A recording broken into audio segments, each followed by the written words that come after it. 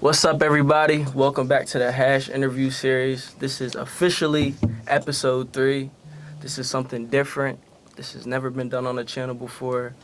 So we're going to switch lanes a little bit, step out our comfort zone, try something new. Today I'm here with a co-host, Kezia. I'm going to let her introduce herself. Hi, my name is Kezia. I am a rising sophomore at Bryn College and an LTT fellow for the class of 2024. Okay. And with us, we have 2 lovely guests. I'm also going to let them introduce themselves. My name is Chanelle Wilson. I teach in the Bryn Mawr Haverford College's Education Department. I'm from Philadelphia, Pennsylvania.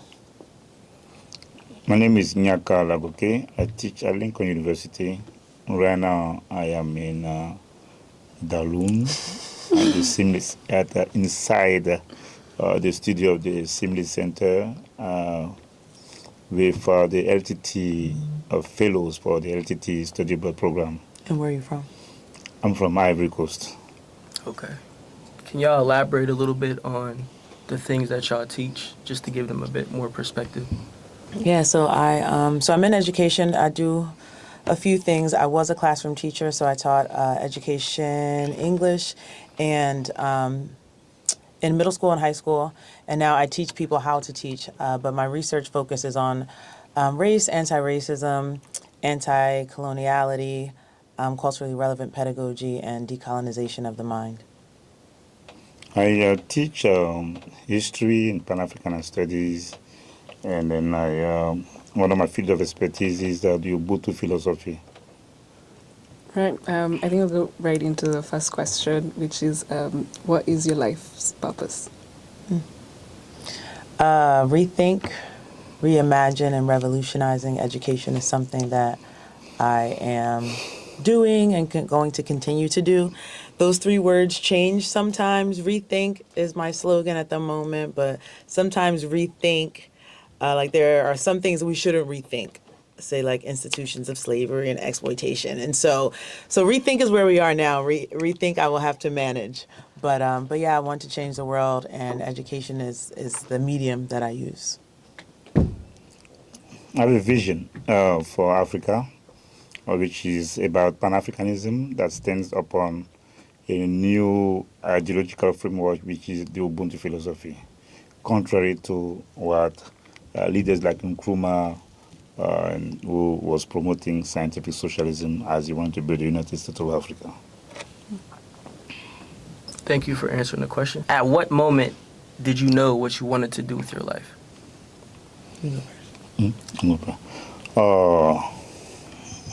I think before I was born. No, I'm joking.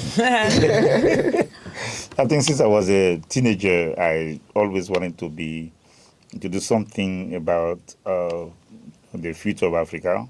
And then, throughout the years, that vision or that intention became a vision. And then, so that's why when I was a student, I was involved in the student strike that contributed to the return to multi-party system in my country. So in my 20s, I had already an idea of what I wanted to do, which was about Africa, Pan-Africanism. Later on, I discovered Ubuntu in my 30s.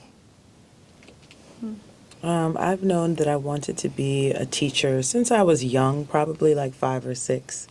I used to line my sisters and the stuffed animals up, and I would teach them, and they had to learn. So I've known that I would be in education since I was young, and I started out as a classroom teacher, and now I've transitioned into a different type of teaching, but I will always be in education, and I will always be teaching in some way. The ways and what I'm teaching may change, but there's so much that can happen when people have the opportunity to learn, and when they're learning in a natural and a co-constructed way. And so that is what I promote now, and is what I will continue to do. Okay. I think I'd like to start the next question with you, Prof. Chanelle. Transitioning from teaching in a classroom to teaching college students, what do you find most rewarding about teaching African history and the Black American culture in college? So when I started teaching officially I started teaching, as technically I had a lot of jobs. I started teaching online, and I was teaching students who are all over the country doing accelerated reading and writing, and this was just in the summer. And then I went to South Africa, and then I came back and I was teaching in like a suburban place, and that was a more permanent teaching position. And one of the things that has always been important to me since I was young is that people need to know more about Black history, about African history as well, seeing those two as connected, and seeing the ways that they can be seen as different. And so no matter what environment I was in, I was doing all of that, whether I was teaching a predominant group of white students, whether they were South African, whether they were a predominant group of Black students in the United States or Puerto Rican, and other ethnic or racial groups. And so for me, the transition and what I find to be most rewarding is that I get to, instead of impacting like individual students' lives and the collective like classroom experience, I didn't necessarily ever think about not being in the traditional K-12 classroom in the way that I am now. But one of the things that gives me solace or like makes me happy is that I am impacting the teachers who will have a lot of different classrooms. And so the children's lives that I'll be able to impact are much more vast than if it were just my classroom or my series of classrooms throughout a typical like school day, school year. And so most rewarding is that I get to teach teachers all the things that future teachers and current teachers, all the things that I wasn't taught in my traditional teacher preparation program, and that Blackness is infused in all of that, and seen as something that is at the core rather than something that's on the margins. Great. And you? Yeah, that is deep. I don't know if I can give a better answer or answer that can be better than what she said. It is about empowering people. It is about sharing a vision, and it is about seeing doubters and the doubting Thomases about the redemption and the self-determination of Africa and its people. It's beautiful to see many changing their position when they see that things are happening. When in the beginning we were telling them that things could change, or that we were capable of doing great things. That's one of the most important things. And then number two, I'm pursuing my personal legend. I was born for that. And then I was lucky to know that I was born for that. So, and then when you're doing something you were born for, like that gratification that you have goes beyond money. So this is what I do. That's why be in the bush or in the street, be in the rain or in the sun, in the snow or in the sleet, and then I do that, promoting a vision of empowerment and unity and solidarity of Africanist people. And then today, with the crisis of socialism and capitalism, it's beautiful to see many in Africa who seem to be more interested in some endogenous value systems, and then seeing Ubuntu as a Pan-African framework around which people can claim a new sense of future and hope of Africa.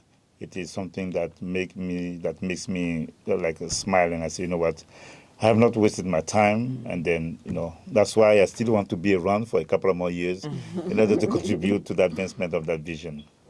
That's beautiful. So the next question is, what challenges do you face, if any, being an educator of Black history, Pan-African studies, and Black studies in general, if any at all? No, of course, many. You go first. No, of course, there are many, but the first thing that comes to my mind is this is when we realized that the Europeans, they did a strong work on the minds of Black people, of Africans. Because the very first people who are opposed to learning about the history of Africa and its people, the first ones are Africans and people of African descent. Yes, the system is there, but when you come, for instance, with some paradigms that they are not accustomed to, the first reaction is to reject and to say, oh, whatever framework you're talking about, where have you seen that framework? Like, what did you see succeed? And then, so that is the first one. And then, but because we know we're doing what we're supposed to do, and somehow we continue. Number two, many of the leaders in Africa, because many, they don't want to deconstruct, the acquisition of knowledge, and then the dispersion of knowledge, and the sharing of knowledge. And then everything is done from the neo-colonial perspective, and that is also something that is difficult.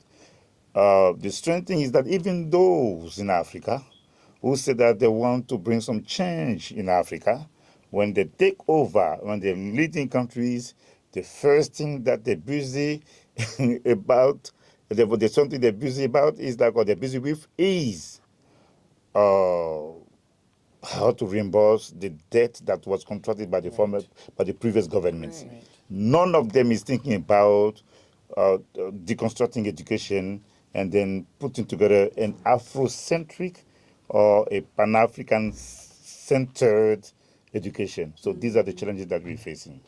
Those two. Many more, but I want to stop there. One of the challenges that I didn't know I was facing that I came to understand some years ago was myself and the own way the ways that I had been educated.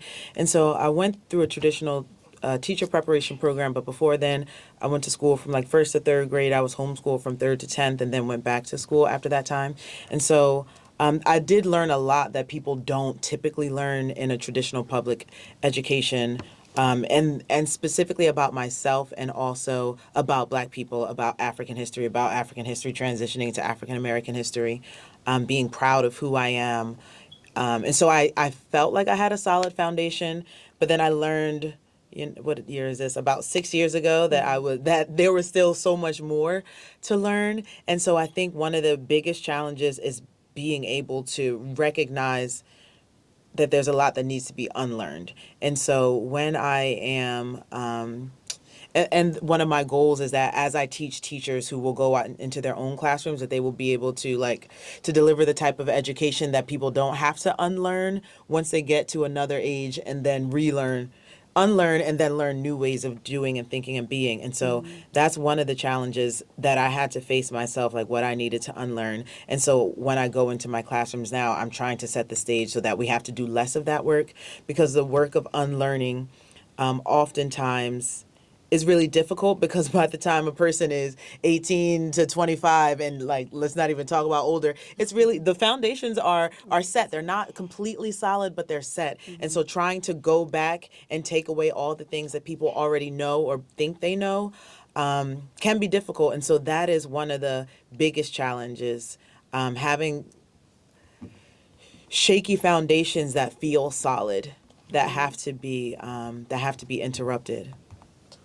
Great. The next question for both of you will be, if you can describe to us a moment in your life that you feel like you're at your lowest, and how you overcame that moment. Lowest Yeah, I got moment. I think I had many. You talk about education, right? Or in general? Even in general, or in education. Well, but we start with education. Sometimes, when when I have the feeling that I'm not convincing in the way I'm sharing the information. And sometimes I do not like to put the blame on the student. Yeah, because that's how I do things. Okay, I come, I teach. Student may not pay attention one day. It can happen. A couple of times it can happen. But I should be able to still be convincing and then sharing the information that I have. When I don't succeed that day or in those moments, it happened to me to be sad, and then to try and see how I can do better. I can better communicate. That's one thing. Number two, now this is the field of social activism. When I see uh, some of the people who love of the Europeans so much, that Kwame Nkrumah called the unpatriotic sons and daughters of Africa. When I see them so busy to try and defend the European system against those of us who want to come and work, to advance the cause of Africa and its people, Sometimes, there was a time I was very, very upset, and then I won't say depressed, but I could not understand. But now, we are at a different stage, and then I think that we're still trying to do what we can, despite the challenges and difficulties that come from that species of individuals. Similarly, I would say regarding my professional life, was the moment that I realized I was a black savior. You've heard, like, maybe people have heard of the term like white savior in terms of education, white teachers going into schools that predominantly teach children of color and thinking that they can save them. And so, yeah, so when I came to that realization, that was a pretty low moment because I thought I had been doing some good and I thought I had been doing a lot of good. And there was some good, but there was a lot of harm there because I wasn't aware of being wrapped up and like inculcated into a colonial education system and the mindset. And it had always worked for me. I was a person who excelled in that, and so I thought that everyone could too. So that was a low moment professionally, and that's what I was referencing when I say about 6 years ago. I really had to like stop and take a moment and think like, am I going to keep doing what I've been doing now that I know better, or am I going to do the hard work of like throwing it all away and kind of starting over? And maybe not starting over, but starting from this new moment of new experience, new understandings. And so that was professionally that was a low moment, but it was also the best moment because everything that I've done on the other side has been a lot more intentional and a lot more informed on purpose, so which has been helpful. And then I would say personally, like I've had a lot of low moments, but many of them have many of those set me up to have that moment professionally where I didn't just like go into a room and cry and just hunker down and just be there and be depressed. It was like, okay, you're going through this thing. Now you have to build a new way.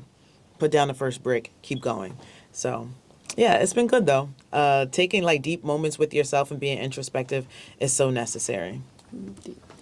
Nice. Okay, we're gonna pause for intermission and then come back. Cool. Cool. All right. So we're back from our break. We're going to get started. So the next question we have for the both of you is, can you please tell us about your proudest accomplishment in your career and why?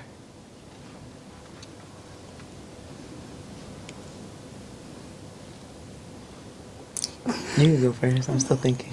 Okay.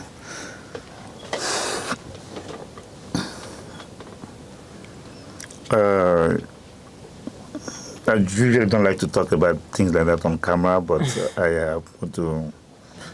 Yeah, so I know, of course, when you are a researcher or professor, it is about writing and so and so. But because my life has been more about fighting for freedom, then I would like to talk about things that I will put in my social activism resume.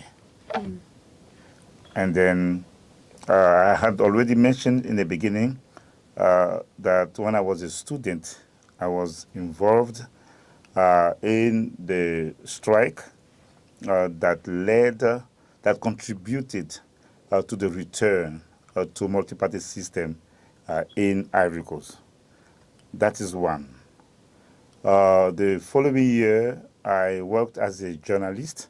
I was a student, and then we were recruited. We were 11 coming from the university, and then we worked in the first major independent newspaper in the country, and then we contributed to the democratization of freedom of press in Ivory Coast and to the democratization of Ivory Coast. That's, I would say, point number two. Point number three, it is about uh, uh, what we did about promoting Pan-Africanism when 15 years ago in the United States, when friends and I, we launched a Pan-African platform. Many doubted us, and they thought that we were delusional, that we were wasting our time, or because we knew that we could or we were going to be vindicated by history. We continued, even though we didn't have enough support. And then today, we are seeing a renaissance of Pan-Africanism from the Black Lives Matter movement in the United States to the Pan-African revival in Mali, in Burkina Faso, in Senegal, and even in Ivory Coast, in different parts of the Francophone world, in South Africa and many other parts of the continent, in the Caribbean. That is point number 3. And point number 4, when the former president of the Ivory Coast, Laurent Gbagbo, was fighting against neocolonialism, and then when he was incarcerated, when he was taken to the International Criminal Court, many in Ivory Coast, many in Africa, thought that it was a lost cause, but we thought that we needed to fight for him to be free because we knew, convinced that we were on the side of history. And that battle had played, certainly inspired by the intelligence of history, and then we fought, and eventually he was freed from the International Criminal Court, and then I wrote a book about it. And then so I will talk about those 4 elements and as And the can you accomplishments. share with the people the title of the book? Oh yeah, the Laurent And where Gbagbo's. can they get the book? Yeah, Laurent Gbagbo's trial and the indictment of the International Criminal Court, a Pan-African victory. So yes, so that book talks about that 4th element of what I consider to be something I can be proud of, that I did with many in the name of the collective and for freedom, justice in Africa and Ivory Coast. I feel like I have a few moments that I'm proud of, but they're somewhat small and they happen a lot, which is nice. But when I had I call it like a professional education epiphany, to just redo all of the things that I was doing in terms of education, unlearning, and then starting over, in order to keep myself accountable to the process and to make sure that I actually did it, because it's really easy to say you're going to do something and then just go back to everything else that you were already doing. So I wrote a blog about my process during the process so that at the time nobody was reading it. It was just for me to know, okay, I have to make a post. I have to do this. I have to do the work because I have to write about it. And once I write about it, then I must post about it. And so I started that in 2018, actually, while I was here. During my time in Dalan. And I got really deep into my research and deep into my reconceptualization of the way that education can and should look, and all the ways that it shouldn't, and why it shouldn't look that way. And so the blog was about that. So I guess in 2019 and 2020, people started to find it online. Decolonization became a thing. And so when people would Google it, one of the first links that came up was my blog, which was interesting. And so people from all over the world would just reach out and ask questions or ask me to do workshops. And what made me most proud was that I went through the process, I documented the process, and the process was helping other people to either start or continue their process. And so, when what I do and what I learn is able to push forward other people's learning, it makes me really happy. It makes me proud. And so yeah, I would call that it.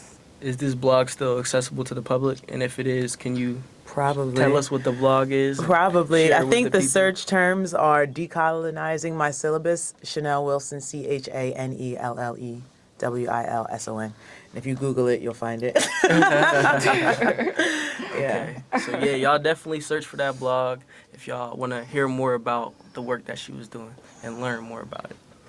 Right. The next question, which will lead to the question after it, is if you can please tell us what your true definition of an effective leader is.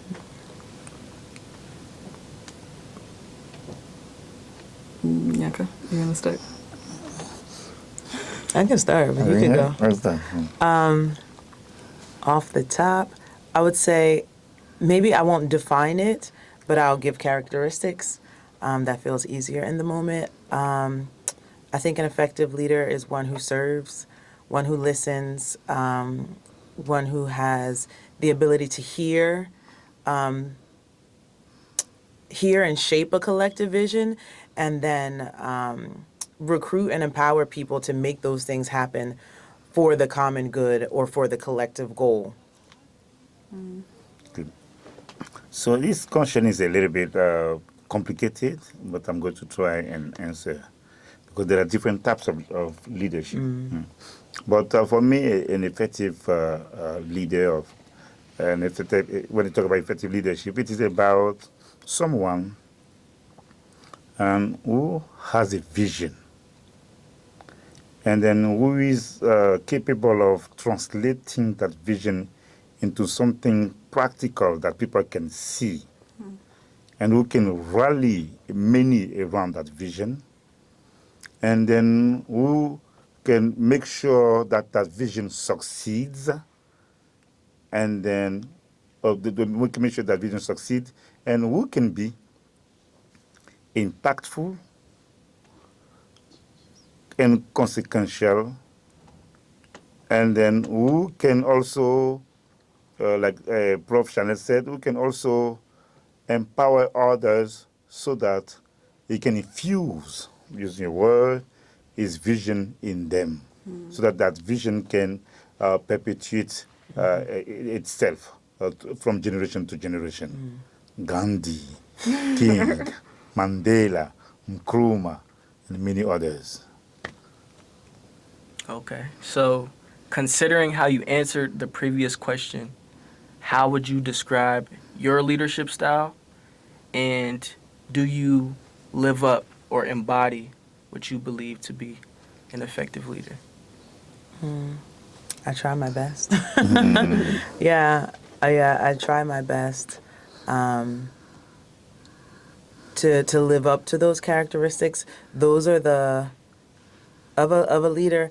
Those are the ways that I have most enjoyed being led, and so yeah, so that is what I do, and that is how I do it. I guess and I said collective, like a collective goal, but one of the things that I feel is very important is that you can't lead. One, you can't lead without people following you, and people won't follow you if they don't know who you are. And so, building relationships and being able to build community and have those things, have that be the drive for why we're doing what we're doing, how are we getting where we're going, is important. And I guess the other thing that I left out is like process, like creating a process so that, as you say, like the vision can live on beyond either your death or you're leaving a potential position or you're moving into another, like maybe you see a new dream that you want to fight for or go after, but putting a process and processes in place so that that vision can continue is really necessary. So yeah, that's what I try to do. Yeah, so I was talking about leadership. That's something I can say I've studied because of the people I've admired, the people I've read. And one thing that I had tried to do that I think that I try to reinforce in myself, because I saw that Mandela said it is a part of a way of leading, it is to step up in a moment of danger, to step in the front, and then when it is quiet moment, then we can lead from behind. That's something that I try to do. Like I was doing that naturally, and then I saw that Mandela mentioned that. Second element, I believe in my insights because I believe in intuition, but at the same time, I always try to have the insight of those around me, and because I believe in collective leadership. But at the same time, it does not mean that I'm going to suppress whatever inspiration I may have received from above. That's another thing that that I try to do. Number three, it was not easy when I received that vision about Pan-Africanism and about Africa, and then thank God I was able to articulate the vision. I was able to try and share that with people during interviews and in my research and in my teaching. And then, so these are some of the things that we do. And then I wish I could be a much better leader because,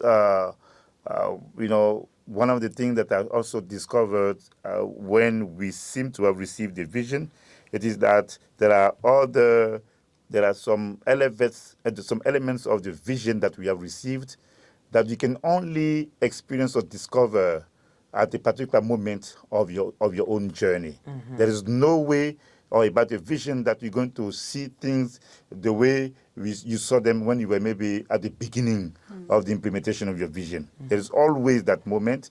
And then sometimes I wish I could be more sensitive to those moments so that maybe I can go faster in the implementation of the dream that I've received that I'm trying to share with a multitude. If I could chime in real quick, I have a question that just came to mind that's off script, but based on your answers, can you please share with the developing leaders and the future leaders some of the notable leaders that you researched and that you admire? And this is for the both of you. Oh, but first, You go ahead. You go. no. So like I said, though, sometimes when people talk about, of course, today we have so many people who want to be ministers, who want to be presidents, they want to be in position, and many of them do not have what it takes to do the work that they want to do. Many, and then. But some of the great leaders in the world, even business people, if we get a chance, go online, do research about people who have succeeded in life. Many of them were great readers. Like education is very, very, very critical. You can be a politician, but even those who are in the business community, when you read about them, you see that they love to read. So that's the first thing that we have to do. You may not be sure about your vision, but educate yourself and learn about other people's leadership skills. That's point number one. Point number two, it is the ability to transform a dream in a vision and be convinced that what we are doing or what you are doing, it is the reason of your presence on earth. Because there are many people who think that, oh yes, I'm going to do that.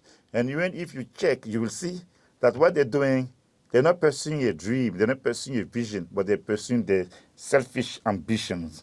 And then sometimes they equate the ambition to the vision. And so point number two, and point number three,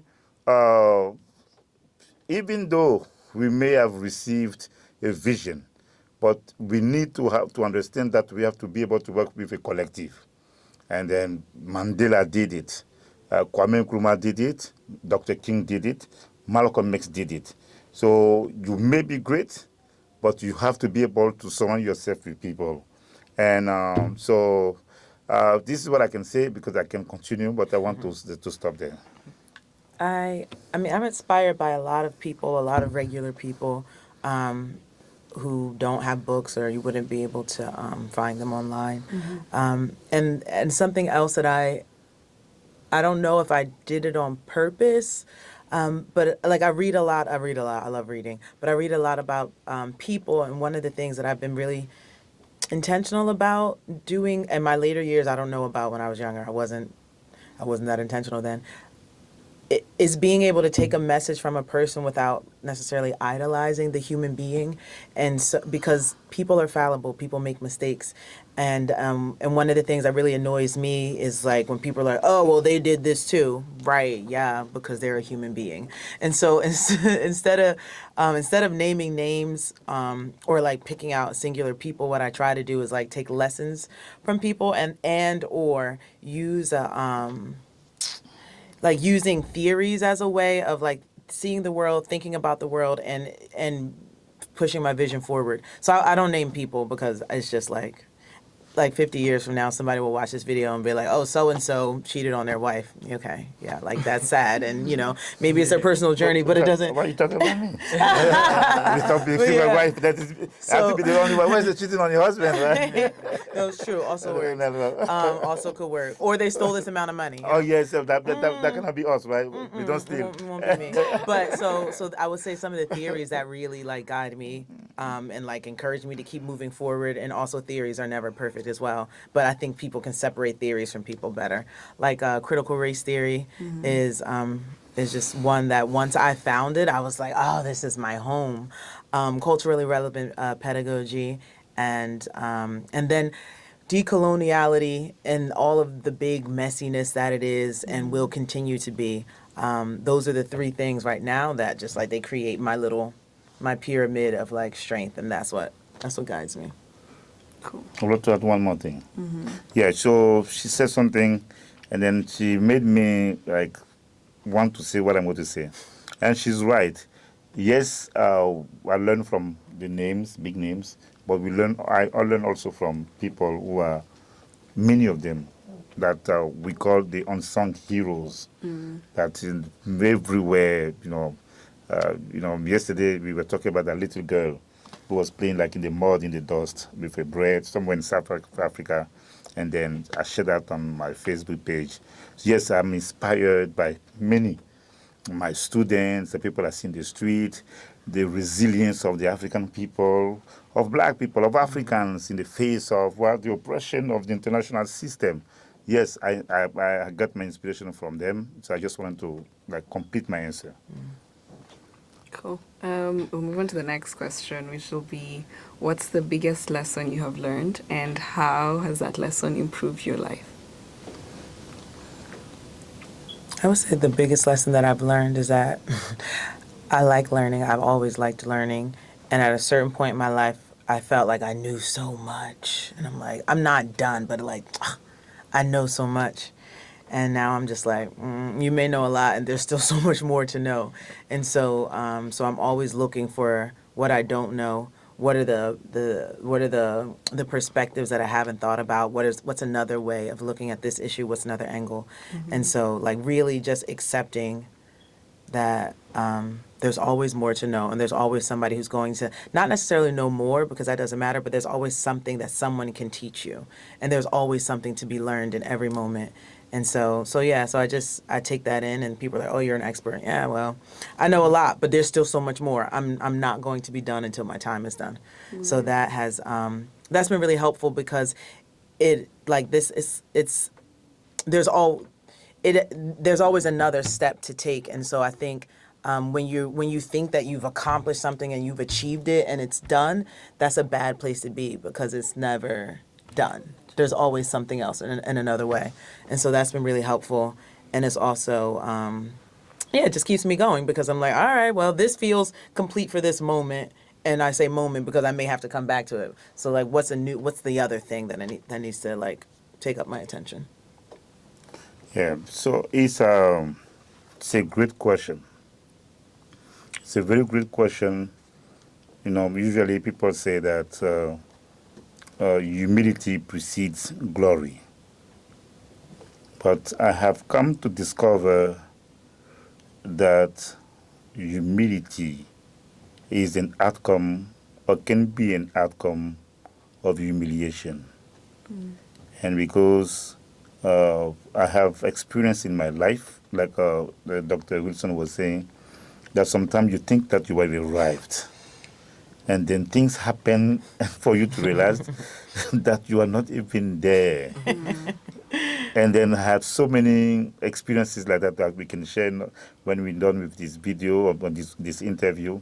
So this is how I saw that for me to be able to sometimes to present myself the way I am, I'm not there yet to say that I have reached a level of humility, but I have understood that humility has to be a cardinal element in the way I do things on a regular basis. That's why I don't despise my students. I don't despise people I meet, because I know I learn from them. There are things that I've learned from people who are younger than me. But talking about the humiliation things, that's another an element of people's life. I'm just Gnaka, so I'm going to give an example of somebody that is well known in the world, that who went through a series of humiliation, and then people talk about him as one of the greatest humble person in the world, still Nelson Mandela.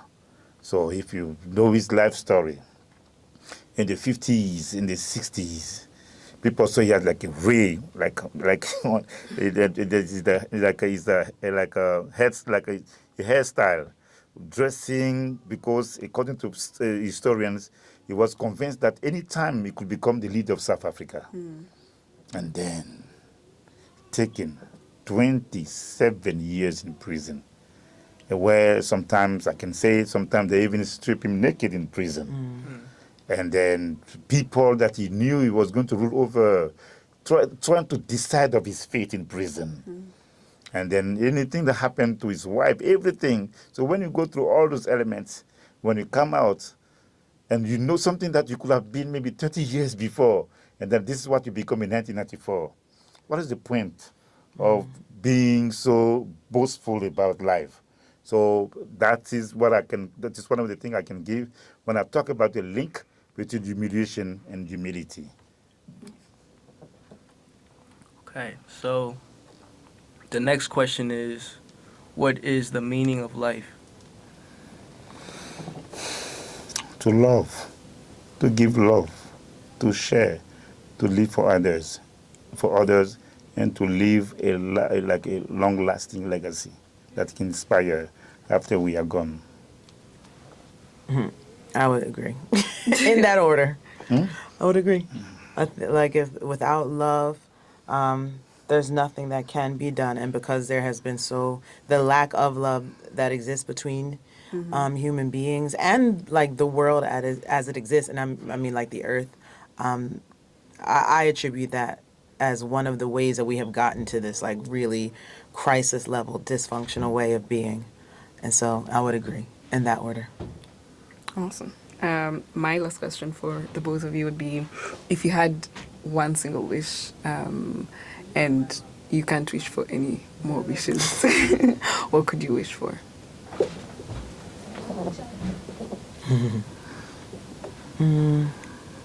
I would wish for people to recognize love within and love for humanity. And I think if we started there, like I said, I think we could get really far. I have two wishes that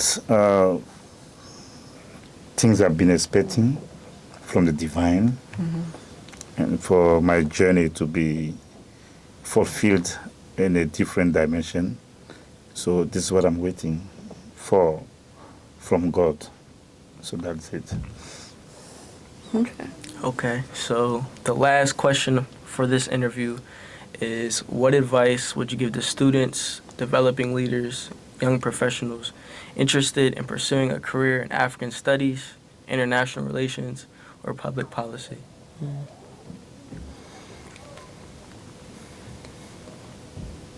You're the professor. As are you. No. I'm a you see, I'm talking. I'm a politician. I would say, I mean, the first thing is to be informed. Be informed about current events, but also historical events. And that would require a lot of reading, but also listening, watching, and researching. The next is to be humble. Because if you start from a place of humility, then you can get much farther than if you think you know what people need, if you think you know the answers. And so part of being humble, I think, is also listening and being open to learning from anybody. And then, okay, next I would say love needs to be there. And some people don't have the capacity to love because they need to do like interpersonal self-work. And so start by loving yourself. And then thinking about what do you need to do and what do you need to know to be able to love others. And then lastly, like, don't be afraid. Fear serves no real purpose, and whatever our potential consequences may be necessary to move to another place or another stage. Okay. Then one thing, I want to be respectful of your time, so if you can hold off on your answer, I have one last thing I would like to ask. Okay. Can you please leave us with a positive message, a message for the youth, a message for the world? Anything that you want to say before we finish the interview. Yeah. The way that I would say, like, the words that matter the most to me are to live, to love, and to learn. Just like similarly to what I said, and so like taking advantage of all the experiences that you can, making your life be on purpose. It's really easy to just do what other people want you to do what you think people want you to do, or just follow other people's pathways. But when you're living, to me, that is being intentional. It is like taking advantage of opportunities. It's exploring. And then when you're doing those things from a place of humility, when you're going out into the world or meeting people and engaging in interactions from a place of love and from a place of wanting to learn, the impact that you can have is amazing. And you may not know what your vision is, you may not know what your end goal is, but if those are the ways that you're living life, it can be positive. And you know, make it positive. Make it positive, because you can live, you can love, and you can learn in a completely different way that is exploitative and extractive. And when people are choosing to live in that way, they're taking from themselves as well. So yeah, be your best, do your best, and know the best. Thank you so much. That's a Of beautiful course. message. So we're back, and we're going to finish the interview with Dr. Gnaka.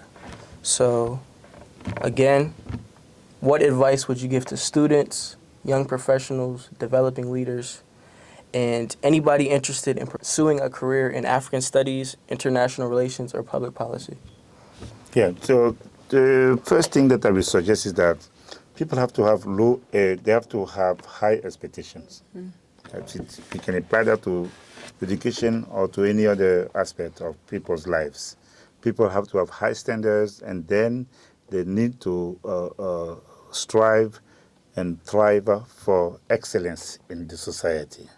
That is the first thing. Number two, like Prof. Chanelle said, people have to be informed. They have to educate themselves. And number three, if it is the field of scholarship, there is always an opportunity to contribute to the advancement of scholarship. There are things that those who came before us could not do.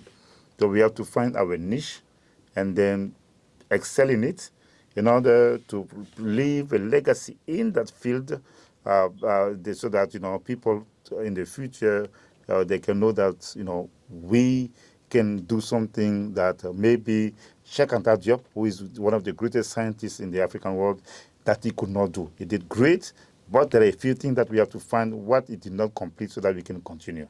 So we have to have that sense and spirit, and yes. So people should not be afraid, and she said it. People should not be discouraged, and people should be hopeful, and then know that the sky can be the limit, or the sky is the limit, so that they can do greater things. So because everything has to be about what we do for ourselves, for the community, and for Africa and its people in general. Do you have any last words? I thought we did that Any final statement that you would like to give to the world and the people? That people should be hopeful. They should find a niche. Then people have done great things before us, but there is always a way to improve the works of those who came before us. And then people should not set for low expectations. They should need to have high standards, and there is a possibility to advance the cause of humanity, because what we do is not about self. It is about us, it is about the community, and it is about Africa and its people, and it is for the redemption of humanity. All right. Thank you so much for your time. Appreciate you, and we're going to end the interview there. So thank you all for tuning in, and stay tuned for more. Kezia, anything you'd like to say? Yeah, it was a great interview. Thank you, Dr. Gnaka, for being here. And thanks to Prof. Chanelle, who's just left. It was amazing. Yeah. So thank y'all. All right. Subscribe. Take care.